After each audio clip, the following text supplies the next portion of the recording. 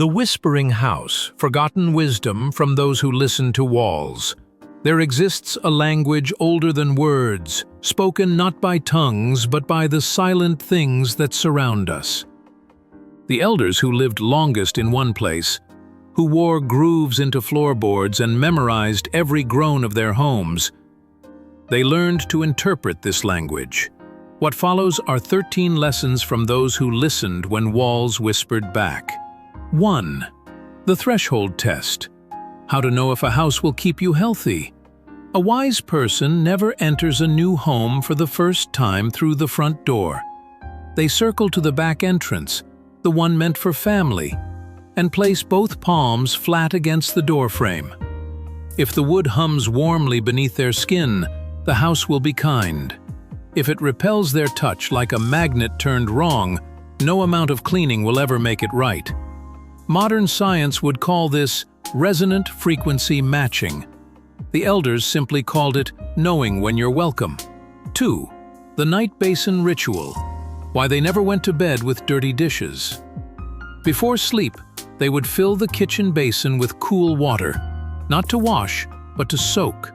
This wasn't about cleanliness, it was about giving the house something to work on through the dark hours.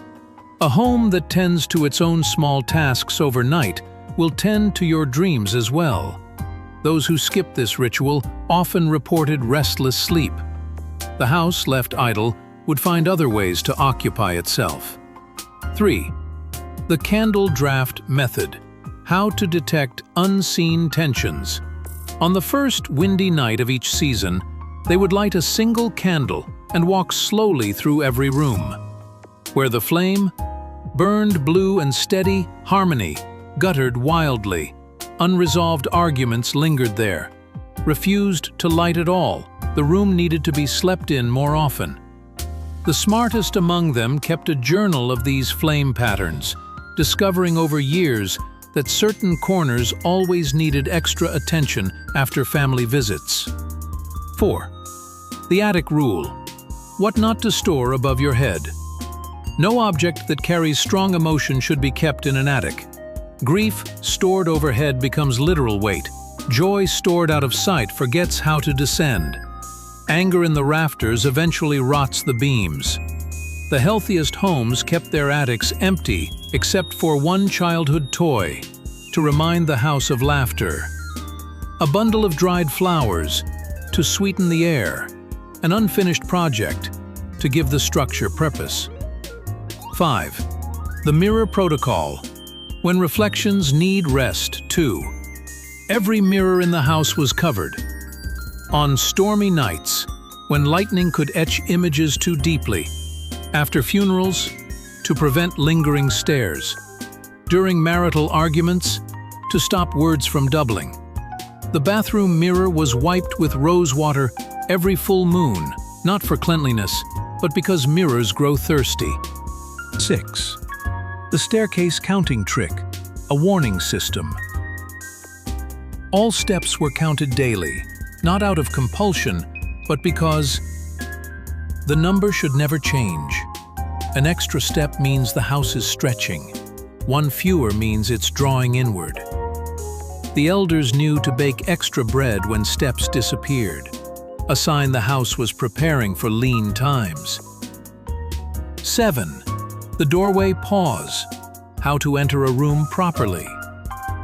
No room should be entered at full speed. Each doorway requires 3 seconds of standing still. A breath in through the nose. A silent greeting to whatever occupies the space. This prevents the sharp headaches that come from barging through unseen thresholds. 8. The guest room paradox. A house's spare bedroom must never be kept perfectly ready. The bed should have one corner of the sheet untucked, show a slight impression where someone recently sat, contain a single stray hair on the pillow. An overly prepared guest room invites the wrong kind of visitor. 9. The window wisdom. When to open, when to seal. 10. The foundation hum, listening to the deepest voice. Kneeling in the basement at dawn. Ear pressed to the coldest wall, one could hear a steady drone. The house is content. Intermittent clicks. It's making plans. Silence. Cause for concern. The smartest homeowners would then brew strong tea and pour half down the basement drain, not as offering, but as shared warmth. 11. The porch light code. Nonverbal communication with neighbors. A bulb left burning, steady white. All is well. Flickering yellow. Help needed but not urgently. Completely dark. Either everything is fine or something is very wrong.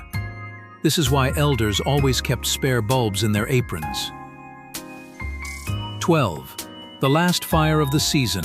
How to put a house to sleep. The final fire in the hearth each winter was built with a piece of last year's Yule log for memory, a handful of pine cones for dreams, one sheet of paper with a wish written backward. The ashes were then sprinkled along the property line to ensure the house would wake again in spring. 13. The leaving ritual. When it's time to go. No one owns a house forever. The signs it's ready to pass on. Doors begin opening just before you touch them. Your reflection winks first in the morning. All the clocks strike 13 at once. At this point, the wise would bake one final loaf of bread, leaving it warm on the table for whoever comes next.